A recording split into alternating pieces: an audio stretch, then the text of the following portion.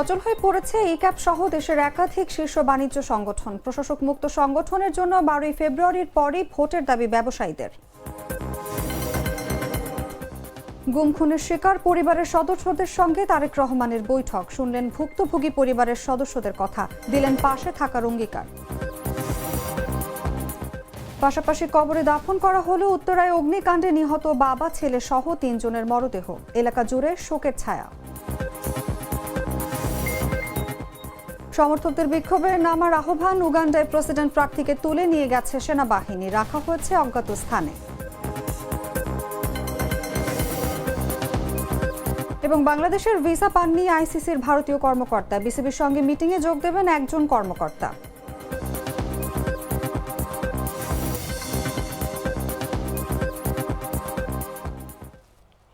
এতক্ষণ শুনছিলেন সংবাদ শিরোনাম। দর্শক, আমন্ত্রণ দুপুর 3টার সংবাদে, সঙ্গে আছি আমি অনুভা বিশ্বাস।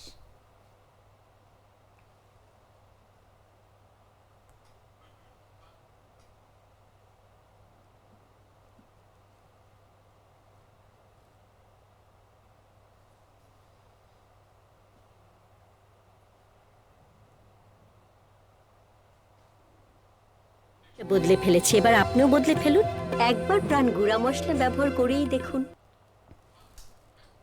চলে যাচ্ছি পুরো খবরে। প্রায় 1.5 বছর ধরে প্রশাসকের অধীনে পরিচালিত এফবিসিসিআই, বেসিস ও ইক্যাব সহ দেশের একাধিক শীর্ষ বাণিজ্য সংগঠন কার্যত অচল হয়ে পড়েছে। নির্বাচিত নেতৃত্ব না থাকায় ব্যবসায়ীদের দাবি দেওয়া ভ্যাট, ট্যাক্স, বাজেট ও নীতি নির্ধারণে কার্যকর ভূমিকা রাখা যাচ্ছে না। জাতীয় সংসদ নির্বাচনের আগে নির্বাচন নিষেধাজ্ঞার সংকট আরও দীর্ঘায়িত হয়েছে। ফলে জাতীয় নির্বাচনের পরপরই এসব সংগঠনের দ্রুত নির্বাচন আয়োজনের দাবি জোরালো হয়েছে ব্যবসায়ী সমাজে। বিস্তারিত জাগো ডেস্ক রিপোর্টে। প্রায় 1.5 বছর ধরে প্রশাসকের অধীনে চলছে দেশের শীর্ষ ব্যবসায়ী সংগঠন এফবিসিসিআই সহ একাধিক গুরুত্বপূর্ণ ট্রেড বডি। এ তালিকায় রয়েছে তথ্য প্রযুক্তি খাতের বেসিস, ই কমার্স খাতের ইক্যাব, চট্টগ্রাম ও সিলেট চেম্বার সহ আরও কয়েকটি সংগঠন। দীর্ঘদিন নির্বাচিত নেতৃত্ব না থাকায় এসব সংগঠন কার্যত স্থবির হয়ে পড়েছে বলে অভিযোগ ব্যবসায়ীদের। ব্যবসায়ী নেতারা বলছেন, অন্তর্বর্তী সরকারের সময়ে এসব সংগঠনে নির্বাচন দেওয়ার দৃশ্যমান কোনো উদ্যোগ দেখা যায়নি। এর ফলে নীতি প্রণয়ন, ভ্যাট, ট্যাক্স, বাজেট প্রস্তাব সহ ব্যবসা বাণিজ্য সংশ্লিষ্ট গুরুত্বপূর্ণ ইস্যুতে ব্যবসায়ীদের কণ্ঠ দুর্বল হয়ে পড়েছে। বিশেষ করে এফবিসিসিআই নীরব থাকায় জাতীয় পর্যায়ে ব্যবসায়ীদের দাবি দেওয়ার জায়গা সংকুচিত হয়েছে। নির্বাচন কমিশনের নির্দেশনা অনুযায়ী আগামী 12 ফেব্রুয়ারি ত্রয়োদশ জাতীয় সংসদ নির্বাচনের আগে কোনো পেশাজীবী বা বাণিজ্য সংগঠনের নির্বাচন আয়োজন করা যাবে না। ফলে প্রশাসক থাকা এসব সংগঠনের নির্বাচন এখন জাতীয় নির্বাচনের পরেই হওয়ার সম্ভাবনা তৈরি হয়েছে। এফবিসিসিআইয়ের বর্তমান প্রশাসক মোহাম্মদ আব্দুর রহিম খান আশা প্রকাশ করে বলেন, জাতীয় নির্বাচনের পর সংগঠনটির নির্বাচন সম্ভব হবে। একইভাবে বেসিস ও ইক্যাবের প্রশাসকরাও নির্বাচনের প্রস্তুতির কথা বললেও আদালতের স্থগিতাদেশ, অডিট ও সদস্যপদ নিয়ে আপত্তির কারণে প্রক্রিয়া বারবার পিছিয়ে যাচ্ছে। ব্যবসায়ী নেতারা মনে করছেন, নির্বাচিত সরকারের প্রথম দায়িত্ব হওয়া উচিত প্রশাসক থাকা ট্রেড বডিগুলোতে দ্রুত, সুষ্ঠু ও নিরপেক্ষ নির্বাচন নিশ্চিত করা। তাদের মতে, নির্বাচিত ব্যবসায়ীর প্রতিনিধিত্ব ছাড়া বেসরকারি খাতের স্বার্থ রক্ষা ও অর্থনীতির গতি ফেরানো কঠিন। জাতীয় নির্বাচনের পরপরই এসব সংগঠনের নির্বাচন আয়োজনের দাবি এখন ব্যবসায়ী সমাজের প্রধান প্রত্যাশা। নিউজ ডেস্ক, জাগো নিউজ। দর্শক, এই বিষয়ে আলোচনার জন্য আমাদের সঙ্গে আজ স্টুডিওতে উপস্থিত আছেন জাগো নিউজের সিনিয়র রিপোর্টার ইমদাদুল হক তুহিন। আপনাকে আমন্ত্রণ আমাদের আজকের আলোচনায়। ধন্যবাদ। আমরা আপনার কাছে শুরুতেই জানতে চাইবো, যেমনটি দেখছিলাম প্রতিবেদনে, যে 1.5 বছর ধরে প্রশাসকের অধীনে থাকা এফবিসিসিআই, বেসিস ও ইক্যাবের মতো শীর্ষ বেসরকারি বাণিজ্য প্রতিষ্ঠানগুলো তাদের মূল দায়িত্ব কি আসলে যথাযথভাবে পালন করতে পারছে? কি মনে হয় আপনার? দেখুন, দেশের শীর্ষ যে সংগঠনগুলো রয়েছে এফবিসিসিআইতে আপনার অন্তর্বর্তী সরকার আসার পরেই, অর্থাৎ 5 আগস্ট গণ অভ্যুত্থানের পরপরই এখানে প্রশাসক নিয়োগ দেওয়া হয়। প্রশাসক নিয়োগ দেওয়ার পরে যেহেতু বাণিজ্য প্রতিনিধিরা নেই সংগঠনগুলোতে, কার্যত সংগঠনগুলো বাণিজ্য বা ব্যবসায়ী কর্মকর্তাদের দাবি দেওয়ার জায়গা থেকে এটা স্থবির হয়ে পড়ে। যে স্থবিরতার কারণে এফবিসিসিআইর যে কাজ, সত্যিকার অর্থে সরকারের সঙ্গে নেগোসিয়েশন করা, ব্যাট ট্যাক্স থেকে শুরু করে বাজেটের আগে আপনার বিভিন্ন ধরনের প্রস্তাবনা তুলে ধরা, সেগুলো আসলে হয়নি। আমরা সর্বশেষ যে অর্থ বছরের বাজেট ছিল সেখানেও দেখেছি নামকওয়াস্তে আপনার প্রস্তাবনা তুলে ধরা হয়েছে, সেখানে জোরালোভাবে যে বক্তব্য এনবিআর জাতীয় রাজস্ব বোর্ডের কাছে চাইবে সেই ধরনের চাওয়াটা ছিল না। একইভাবে বেসিস বলেন, ইকেপ বলেন, প্রায় সবগুলো সংগঠন থেকেই বাজেটের আগে যে ধরনের প্রাক বাজেটে যে ধরনের প্রস্তাবনা দেওয়ার কথা, যেভাবে লাউডলি কথা বলার কথা, সেই লাউডলি স্বরটা ছিল না। যেহেতু প্রশাসক আছেন, প্রশাসক একজন সরকারি প্রতিনিধি, প্রশাসক সরকারের নিয়মতান্ত্রিকভাবেই চলবেন, যদিও এটা তার এক্সট্রা দায়িত্ব, তাই তিনি আসলে সেভাবে ব্যবসায়িক সংগঠনগুলোর যে মূল কাজ সেই কাজটি করছেন না, বরং প্রশাসক শব্দটি হচ্ছে প্রশাসনিক কাজের জন্য। অর্থাৎ এই সংগঠনগুলো গত 1.5 বছর ধরে শুধুমাত্র প্রশাসনিক কাজগুলোই করে গেছে, যেখানে বাণিজ্য প্রতিনিধিদের বা বাণিজ্য যারা করছেন ব্যবসায়ীরা, তাদের কথার স্বরটা তাদের মাধ্যমে উঠে আসছে না। মানে বলতে চাচ্ছেন যে নির্বাচিত ব্যবসায় নেতৃত্ব না থাকায় আসলে বলা চলে এক ধরনের স্থবিরতা বিরাজ করছে। প্রত্যেকটি সংগঠনে একই ধরনের অবস্থা, এই স্থবিরতাটা চলছে পুরো ব্যবসায়ী সমাজে, পুরো ট্রেড বডিগুলোতে। কারণ এখানে ব্যবসায়ীরা কথা বলছেন না, বলছেন অনেক ব্যবসায়ী তো এমনিতেই চুপ আছেন, যারা কিছু কিছু কথা বলছেন সেই কথাগুলো খুব ভালোভাবে হয়তো অনেক ক্ষেত্রে সরকারের পক্ষে যাচ্ছে, অনেক ক্ষেত্রে সরকারের বিপক্ষে যাচ্ছে, যার কারণে সেই কথাগুলো কয়েকজন যখন বলছেন অন্যরা বলছেন না। এবং যেহেতু একটা সংগঠন থেকে কথা বলা আর সংগঠনের প্রেসিডেন্ট যখন কথা বলবেন, তখন সেই কথাটার ভ্যালু যখন তিনি সাবেক থাকবেন বা সংগঠনে থাকছেন না, তখন সেই কথার ভ্যালু এক নয়। যার কারণে সংগঠনগুলো এক ধরনের অচল অবস্থা। যেমন বেসিস বেশ কিছু সময় ধরে বেসিস তারা মানে একদম এখানে প্রশাসকবিহীনও ছিল, এফবিসিসিআই প্রশাসকবিহীন ছিল, যেখানে আপনার বেতন ভাতা নিয়েও কর্মকর্তাদের সমস্যা হয়েছে। প্রায় সবগুলো সংগঠনে একই ধরনের চিত্র দেখা গেছে। একদমই তাই। এবং এই যে নির্বাচিত ব্যবসায়ী নেতৃত্ব না থাকায় আসলে ব্যবসা বাণিজ্য নীতি প্রণয়ন এবং বাজেট আলোচনায় বাস্তবে আসলে কি কি ধরনের ক্ষতি হচ্ছে, স্পেসিফিকলি যদি আপনি বলতে চান। আপনি ধরেন প্রতি বছরই আমাদের যে জুনে বাজেট হয়, বাজেটের আগে অর্থাৎ জানুয়ারি, ফেব্রুয়ারি বা মে থেকেই প্রাক বাজেট শুরু করে এনবিআর, জাতীয় রাজস্ব বোর্ড এনবিআর, সেখানে আপনার প্রত্যেকটি সংগঠন থেকে আপনার প্রস্তাবনা তৈরি করা হয়। সেই প্রস্তাবনাগুলো তৈরি করেন ব্যবসায়ীরা, তাদের বিভিন্ন ধরনের প্রত্যেকটা খাত ওয়াইজ কি ধরনের কোন জায়গায় ব্যাট কমাতে হবে, কোন জায়গায় ট্যাক্স ছাড় দিতে হবে, কোন জায়গায় নতুন করে আপনার নতুন কোনো নীতি প্রয়োজন আছে, সেটি একটা সুপারিশ আকারে প্রণয়ন করে প্রাক বাজেট বৈঠকে উপস্থাপন করা হয়। সেটি প্রাক বাজেট উপস্থাপন করার পর সেটি এনবিআর পর্যালোচনা করে, পর্যালোচনার পর এফবিসিসিআই মানে আমাদের যে দেশের শীর্ষ ব্যবসায়ী সংগঠন এফবিসিসিআইয়ের অধীনে প্রায় সবগুলো সংগঠনেই মূলত একটা ছাতার নিচে বাকি সংগঠনগুলো রয়েছে। এফবিসিসিআই তারা পরামর্শক সভার বৈঠক করে সেখান থেকেও একটা বড় ধরনের প্রস্তাবনা দেওয়া হয় সরকারকে, অর্থ মন্ত্রণালয় এবং এনবিআরকে। যেহেতু গত 1.5 বছর ধরে বা এখনও সংগঠনগুলোতে আপনার প্রশাসক রয়েছেন, ফলে এখনকার সময়েও ব্যবসায়ীরা ধারণা করছেন আগামী যে বাজেট আসছে, বিভিন্ন নীতি প্রণয়ন হচ্ছে, এরই মধ্যে তথ্য প্রযুক্তি খাতে বেশ কিছু আইন হয়েছে, সেই আইনগুলো নিয়ে আইনটা কত ভালো হয়েছে কত খারাপ হয়েছে কোনো সংগঠন বা সাংগঠনিকভাবে কথাগুলো আসছে না, প্রতিক্রিয়া দেখাচ্ছে না। অর্থাৎ আমরা বাজেটের পরপরই প্রতিবার যেমন এফবিসিসিআই হয়তো বলে ব্যবসা বান্ধব বাজেট হয়েছে অথবা ব্যবসা বান্ধব হয়নি, সেই কথাগুলো কিন্তু গত 1.5 বছরে তেমনভাবে শোনা যায়নি। একদমই তাই। এবং অন্তর্বর্তী সরকার ও সংশ্লিষ্ট মন্ত্রণালয়গুলো কেন এইসব বাণিজ্য সংগঠনে সময় মতো নির্বাচনটা আসলে দিতে ব্যর্থ হলো, এটা কি আসলে প্রশাসনিক কোনো দুর্বলতা ধরে দেব নাকি রাজনৈতিক অনিচ্ছা এখানে আছে? এটি আসলে সব ধরনের একটা মিশ্র প্রতিক্রিয়া বা সব ধরনের ক্রিয়ার ফল বলা যায়। কারণ গত 15 বছর ধরে যে ব্যবসায়ী সংগঠনগুলো ছিল সেই ব্যবসায়ী সংগঠনগুলো রাজনীতিকীকরণ করা হয়েছে। ব্যবসায়ীরা চান না আসলে সত্যিকার অর্থে কোনো ট্রেড বডিতে কোনো রাজনৈতিক প্রতিনিধি আসুক। আমাদের বেশ কিছু সংগঠন রাজনৈতিক প্রতিনিধি থাকার কারণে বা রাজনৈতিকভাবে সরাসরি সংশ্লিষ্ট থাকার কারণেই আসলে প্রশাসকগুলো প্রথমত বসেছে।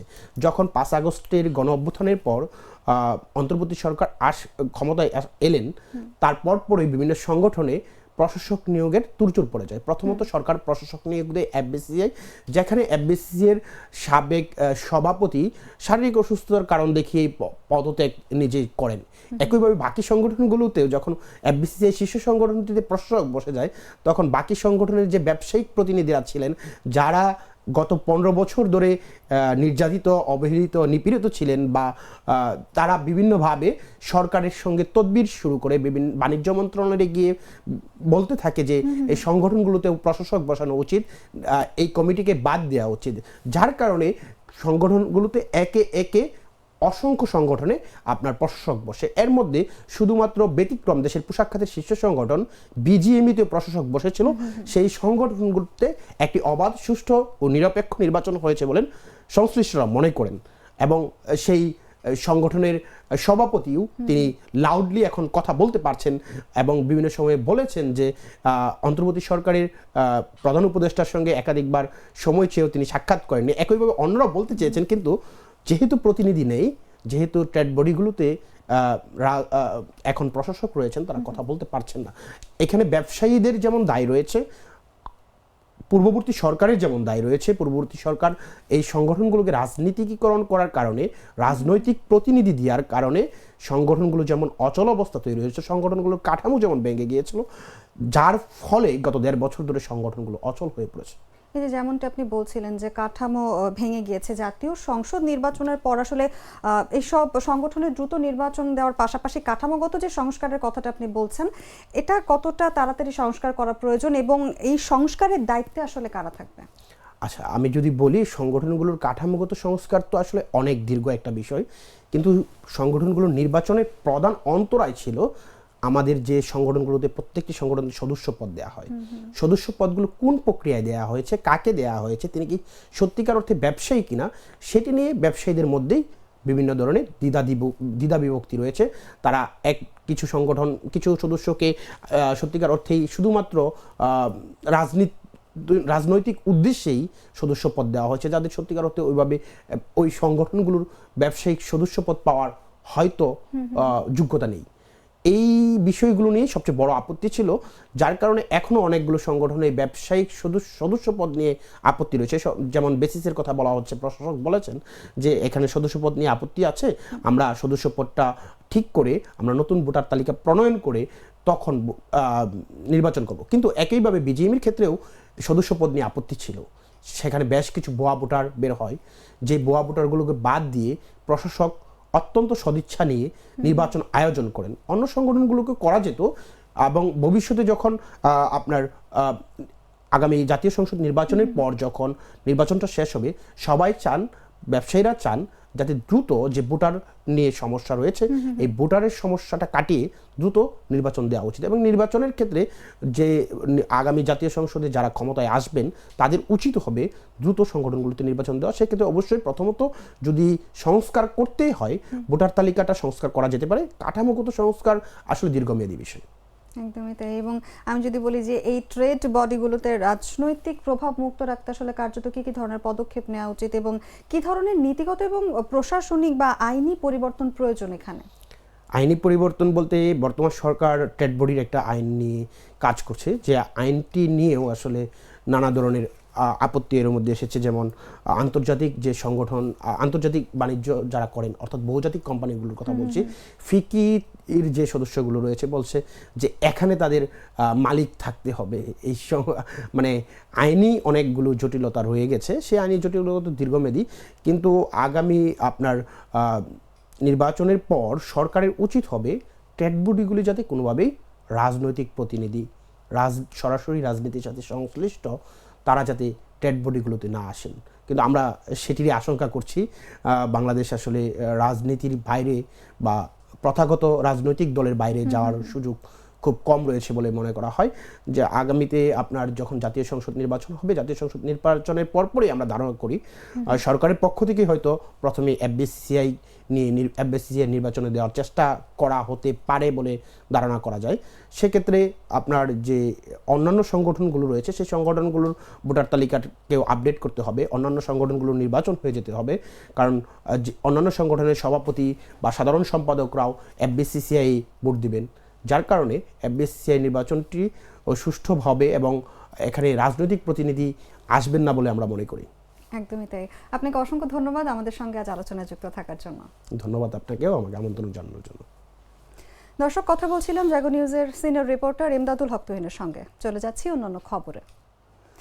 বিগত গণতান্ত্রিক আন্দোলনে গুম ও খুনের শিকার ব্যক্তিদের পরিবারের সদস্যদের সঙ্গে মতবিনিময় সভায় বসেছেন বিএনপির চেয়ারম্যান তারেক রহমান।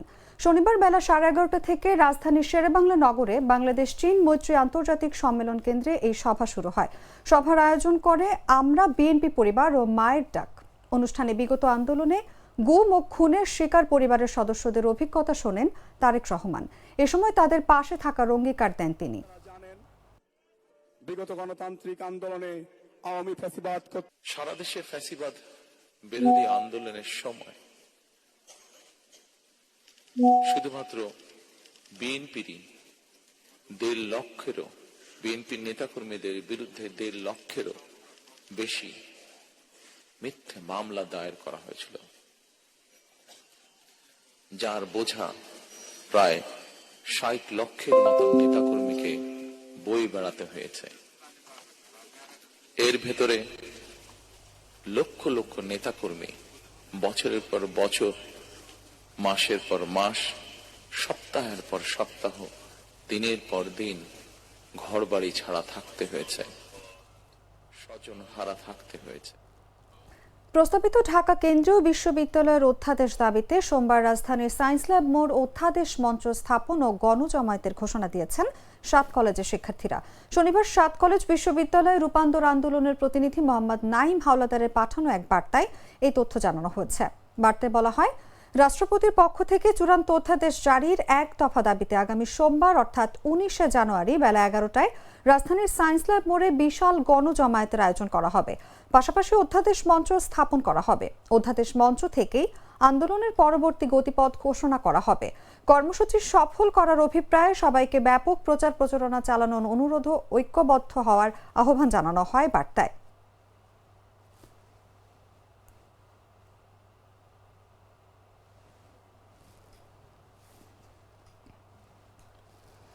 রাজধানীর উত্তরায় একটি আবাসিক ভবনে ভয়াবহ অগ্নিকাণ্ডে নিহত 6 জনের মধ্যে ময়মনসিংহের ঈশ্বরগঞ্জ উপজেলার একই পরিবারের 3 জনকে পাশাপাশি কবরে দাফন করা হয়েছে।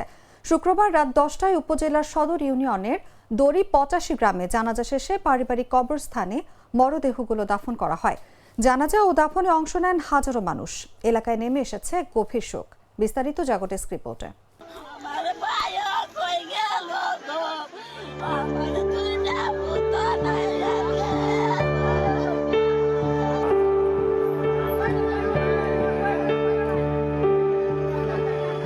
রাজধানী উত্তরার 11 নম্বর সেক্টরের একটি আবাসিক ভবনে অগ্নিকাণ্ডে নিহত 6 জনের মধ্যে 3 জনই ময়মনসিংহের ঈশ্বরগঞ্জ উপজেলার বাসিন্দা। নিহতরা সম্পর্কে বাবা, ছেলে ও ভাতিজি। শুক্রবার ভোরের এই অগ্নিকাণ্ডে একটি সাজানো পরিবারকে মুহূর্তেই তছনছ করে দিয়েছে।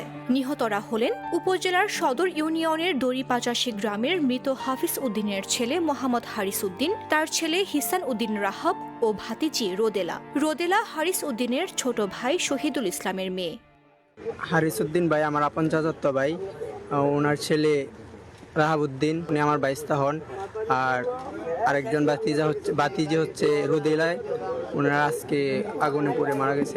সরেজমিনে উপজেলার দড়ি 85 গ্রামে গিয়ে দেখা যায় একসঙ্গে 3 জনের দাফনের প্রস্তুতি চলছে। পাশাপাশি খোঁড়া হচ্ছে 3টি কবর। স্বজনদের কান্না ও আহাজারিতে ভারী হয়ে উঠেছে পুরো এলাকা। আত্মীয় স্বজন নিয়ে সবাইকে নিয়ে উনি যেভাবে ভালোভাবে চলে এই চেষ্টাই উনি জীবনে করে গেছে। আজকে আমাদের ছেড়ে উনি চলে গেছে।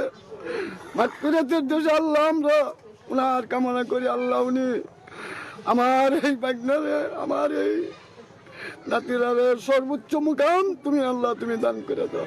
মৃতদের স্বজন ও স্থানীয় সূত্রে জানা গেছে, হারিস উদ্দিন ও শহীদুল ইসলাম দীর্ঘদিন ধরে একসঙ্গে রাজধানীর উত্তরায় ফলের ব্যবসা করতেন। ব্যবসার সুবাদে হারিস উদ্দিনের স্ত্রী ও 2 ছেলে এবং শহীদুল ইসলামের স্ত্রী 1 ছেলে ও 1 মেয়েকে নিয়ে তারা উত্তরার একটি ভাড়া বাসায় বসবাস করতেন। বউ ফুলা বানলে সবাই দেখাতে হয়, ফলে ব্যবসা করে, কাঁচা আরো ব্যবসা আছে, ফলের ব্যবসা আছে। আর এগো তৈল আপনার সকাল শুনি 11টার দিকে শুনি আগুন লাগছে বাসায়, সার্কিট ব্রেকার থেকে সরে ওই দুর্ঘটনা ঘটছে। শুক্রবার সকালে ওই বাসায় অগ্নিকাণ্ডের ঘটনায় একই পরিবারের 3 জনের মৃত্যু হয়। এ ঘটনায় শহীদুল ইসলাম, তার স্ত্রী শিউলি আক্তার এবং তাদের 4 বছর বয়সী ছেলে উমর উদ্দিন গুরুতর আহত হন। বর্তমানে তারা হাসপাতালে চিকিৎসাধীন রয়েছেন।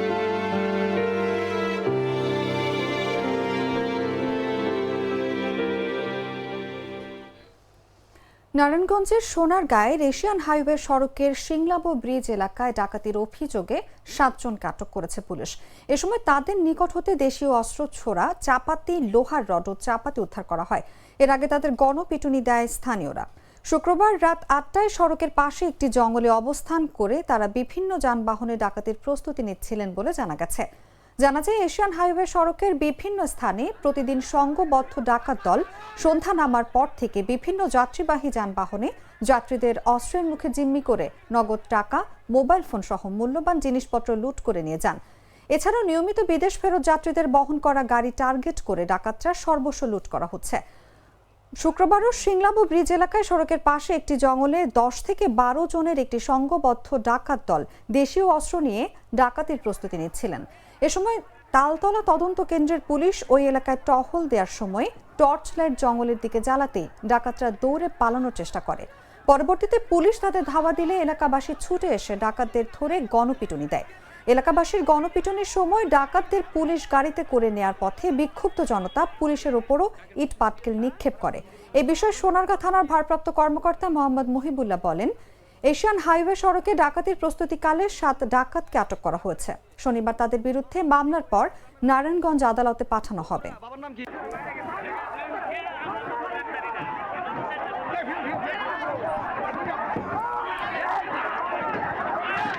গ্লিটারের টুইন লেমন ও অ্যান্টিব্যাকটেরিয়াল ফর্মুলা বাসনকে চকচকে জীবাণুমুক্ত করে আমাদের দেয় গ্লিটার গ্যারান্টি।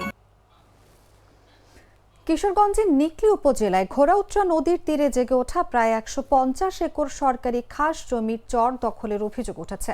স্থানীয়দের অভিযোগ, রাজনৈতিক দলের কিছু প্রভাবশালী সহায়তায় প্রশাসনের টাঙানো লাল নিশান সরিয়ে সেখানে পুনরায় চাষাবাদের চেষ্টা চলছে। নিকলির ছাতির চর ও গুরুই ইউনিয়নের বেয়াতির চর এলাকায় বাসিন্দাদের মধ্যে চরের দখল নিয়ে প্রতি বছরই উত্তেজনা ও সংঘর্ষ হয়। চলতি মৌসুমেও পানি নামার পর নতুন করে বিরোধ শুরু হয়েছে। গেল 18 নভেম্বর জমি দখলকে কেন্দ্র করে 2 পক্ষের মধ্যে রক্তক্ষয়ী সংঘর্ষ হয়। এতে দেশীয় অস্ত্র ব্যবহৃত হয় এবং পরিস্থিতি নিয়ন্ত্রণে যৌথ বাহিনী মোতায়েন করতে হয়। সংঘর্ষের পর প্রায় 1 মাস গুরুত্বপূর্ণ খেয়াঘাট বন্ধ থাকায় ভোগান্তিতে পড়ে সাধারণ মানুষ। এ বিষয়ে অতিরিক্ত জেলা প্রশাসক মোহাম্মদ নাহিদ খান বলেন, চরটি যৌথ বাহিনীর মাধ্যমে লাল নিশান টাঙিয়ে উদ্ধার করা হয়েছে। এখন কেউ দখলের চেষ্টা করলে তাদের বিরুদ্ধে আইনানুগ ব্যবস্থা গ্রহণ করা হবে। 2 গ্রামের মধ্যে এই জমিটা নিয়ে, এই চর নিয়ে দীর্ঘদিন ধরে হচ্ছে একটা বিরোধ চলতেছে। তো এই বিরোধকে কেন্দ্র করে এক পর্যায়ে সংঘর্ষের পর্যায়ে চলে গেছে। তো সংঘর্ষ হচ্ছে 2 গ্রামবাসীর মধ্যে। তো এরকম অবস্থায় প্রশাসন আইসা এই যেহেতু সরকারি খাস জায়গা, তারা লাল নিশান দিয়ে জায়গাগুলোরে চিহ্নিত করে গেছে এবং ছাতির চর এবং বিয়াতির চর দুনো গ্রামবাসীকে বলে গেছে যে এখানে কেউ কোনো কিছু করতে পারবে না।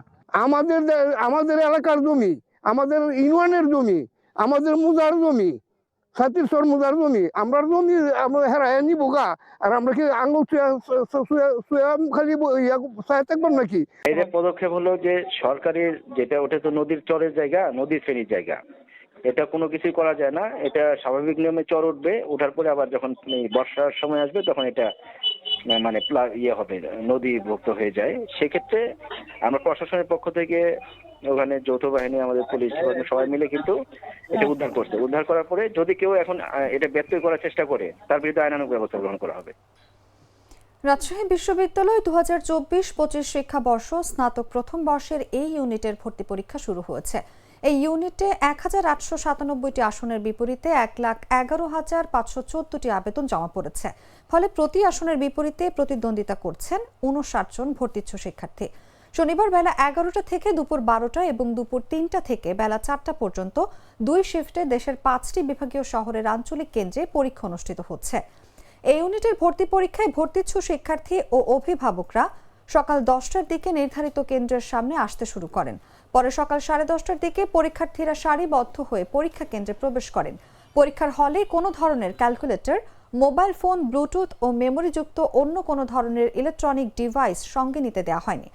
এবার দ্বিতীয়বারের মতো দেশের 5টি বিভাগীয় শহরের আঞ্চলিক কেন্দ্রে রাজশাহী বিশ্ববিদ্যালয়ের ভর্তি পরীক্ষা অনুষ্ঠিত হতে যাচ্ছে। এবছর মোট আসন সংখ্যা ৪,০১৭টি। রাজশাহী বিশ্ববিদ্যালয় ছাড়াও ঢাকা বিশ্ববিদ্যালয় ও জগন্নাথ বিশ্ববিদ্যালয়, চট্টগ্রাম বিশ্ববিদ্যালয়, খুলনা বিশ্ববিদ্যালয়, রংপুর অঞ্চলে বেগম রোকেয়া বিশ্ববিদ্যালয় সহ সম্মিলিত 2টি শিক্ষা প্রতিষ্ঠান ও বরিশাল বিশ্ববিদ্যালয় কেন্দ্রে ভর্তি পরীক্ষা অনুষ্ঠিত হবে।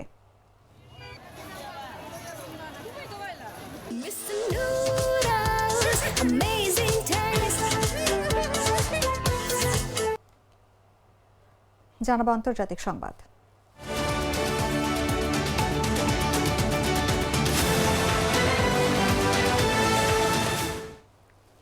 যুক্তরাষ্ট্রের অভিবাসন ভিসা কার্যক্রম স্থগিত থাকায় বাংলাদেশি অভিবাসীদের মধ্যে চরম অনিশ্চয়তা ও উদ্বেগ তৈরি হয়েছে। পরিবার নিয়ে পুনর্মিলনের অপেক্ষা, পড়াশোনা শেষে স্থায়ী হওয়ার পরিকল্পনা সবকিছুই থমকে গেছে। ট্রাম্প প্রশাসনের কঠোর নীতির কারণে ভিসা, গ্রিন কার্ড ও নাগরিকত্ব প্রক্রিয়া নিয়ে প্রবাসীদের ভবিষ্যৎ এখন আরও অনিশ্চিত হয়ে পড়েছে। যুক্তরাষ্ট্রের অভিবাসন ভিসা কার্যক্রম স্থগিত থাকায় দীর্ঘদিন ধরে পরিবারের সদস্যদের অপেক্ষায় থাকা বাংলাদেশিদের অনিশ্চয়তা আরও বেড়েছে। এই সিদ্ধান্তের ফলে বহু পরিবার ও ব্যক্তিগত পরিকল্পনা স্থবির হয়ে পড়েছে। কবে নাগাদ পরিস্থিতি স্বাভাবিক হবে তা জানাতে না পারায় প্রবাসীদের মধ্যে উদ্বেগ ও মানসিক চাপ বাড়ছে। এমনকি যারা বৈধভাবে গ্রিন কার্ড বা মার্কিন নাগরিকত্ব পেয়েছেন তাদের মধ্যেও আতঙ্ক তৈরি হয়েছে। ট্রাম্প প্রশাসন পুরনো গ্রিন কার্ড ও নাগরিকত্ব পুনর্মূল্যায়নের ঘোষণা দিয়েছে, যা অভিবাসীদের নিরাপত্তা বোধকে আরও দুর্বল করেছে। যুক্তরাষ্ট্রের প্রশাসনিক পাবলিক চার্জ নীতিকে এ অবস্থানের প্রধান কারণ হিসেবে দেখাচ্ছে। নীতির আওতায় অভিবাসীরা যদি সরকারি সহায়তা বা জনকল্যাণমূলক সুবিধার উপর নির্ভরশীল হন, তা নেতিবাচক প্রভাব ফেলতে পারে। বিশেষত নতুন আবেদনকারীদের আর্থিক সক্ষমতা আরও কঠোরভাবে যাচাই করা হবে।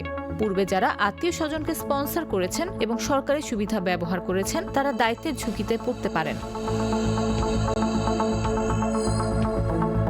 পরিস্থিতির জটিলতার কারণে পড়াশোনার উদ্দেশ্যে যুক্তরাষ্ট্রে যাওয়ার শিক্ষার্থীরাও এখন সমস্যার মুখে পড়েছেন। পড়াশোনা শেষে চাকরি খোঁজার সময়সীমা এবং সুযোগ আগের তুলনায় কঠোর ও সীমিত হয়ে যাচ্ছে। ফলে অভিবাসন, পড়াশোনা এবং স্থায়ী থাকার পরিকল্পনা সব ক্ষেত্রেই এখন অনিশ্চয়তার সাথেই যুক্ত। নিউজ ডেস্ক, জাগো নিউজ। উগান্ডার বিরোধী নেতা ববি ওয়াইনকে বাড়ি থেকে জোরপূর্বক অজ্ঞাত স্থানে নিয়ে গেছে দেশটির সেনাবাহিনী। এই ঘটনা এমন এক সময় সামনে এলো যখন দেশটির বর্তমান প্রেসিডেন্ট ইয়োওয়েরি মুসেভেনি বড় ব্যবধানে আবারও জয়ের দিকে এগিয়ে যাচ্ছিলেন। ববি ওয়াইনের দল ন্যাশনাল ইউনিটি প্ল্যাটফর্ম শুক্রবার সন্ধ্যায় সামাজিক যোগাযোগ মাধ্যম এক্সে দেয়া এক পোস্টে জানায়, রাজধানী কাম্পালায় ওয়াইনের বাসভবনে একটি সেনা হেলিকপ্টার অবতরণ করে এবং তাকে জোরপূর্বক অজ্ঞাত গন্তব্যে নিয়ে যাওয়া হয়। যদিও দলটির কয়েকজন শীর্ষ নেতা জানান তাদের কাছে বিষয়টি নিশ্চিত নয়। গেল বৃহস্পতিবার অনুষ্ঠিত নির্বাচনে ব্যাপক জালিয়াতির অভিযোগ করেছেন ববি ওয়াইন। ইন্টারনেট বন্ধ রেখে ওই ভোট অনুষ্ঠিত হয়। তিনি সমর্থকদের বিক্ষোভে নামার আহ্বান জানান। তার দল বৃহস্পতিবারই জানায় তাকে কার্যত গৃহবন্দী করে রাখা হয়েছে।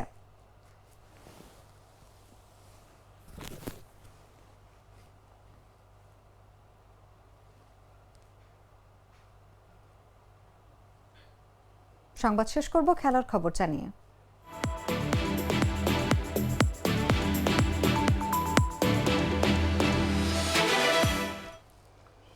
শনিবার আইসিসির একজন প্রতিনিধি বাংলাদেশে আসছেন বিসিবির সঙ্গে মিটিং করতে। যদিও মোট 2 জন আসার কথা ছিল, কিন্তু ভিসা না পাওয়ায় আসছেন মাত্র একজন। আইসিসির অ্যান্টি করাপশন এবং নিরাপত্তা বিভাগের প্রধান অ্যান্ড্রু এফ গ্রেভ আসছেন। ভিসা পাননি অন্য আইসিসির কর্মকর্তা, যিনি কিনা ভারতীয় নাগরিক। মিরপুর শেরেবাংলা জাতীয় ক্রিকেট স্টেডিয়ামে বৈঠকটি অনুষ্ঠিত হবে।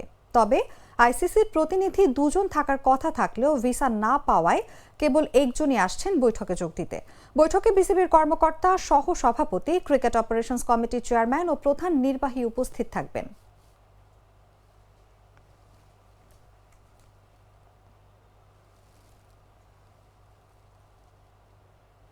সংবাদ শেষ করার আগে শিরোনামগুলো জানিয়ে দিচ্ছি আরো একবার।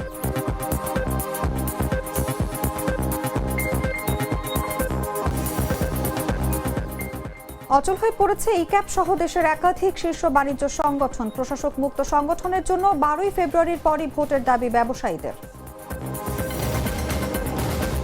গুম খুনের শিকার পরিবারের সদস্যদের সঙ্গে তারেক রহমানের বৈঠক, শুনলেন ভুক্তভোগী পরিবারের সদস্যদের কথা, দিলেন পাশে থাকার অঙ্গীকার। পাশাপাশি কবরে দাফন করা হলো উত্তরায় অগ্নিকাণ্ডে নিহত বাবা, ছেলে সহ 3 জনের মরদেহ, এলাকা জুড়ে শোকের ছায়া। সমর্থকদের বিক্ষোভে নামার আহ্বান, উগান্ডায় প্রেসিডেন্ট প্রার্থীকে তুলে নিয়ে গেছে সেনাবাহিনী, রাখা হয়েছে অজ্ঞাত স্থানে।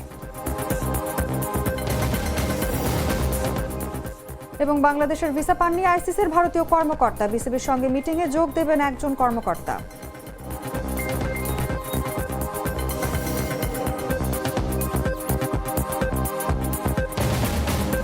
দর্শক, এই ছিল এখনকার মতো। এরপর বিকেল 5টায় দেখবেন দেশ জুড়ে সংবাদ। প্রতি মুহূর্তে সর্বশেষ খবর জানতে ভিজিট করুন jagonews24.com। ফলো করুন আমাদের ভেরিফাইড ফেসবুক পেজ এবং সাবস্ক্রাইব করুন জাগো নিউজের ইউটিউব চ্যানেল। ধন্যবাদ সবাইকে।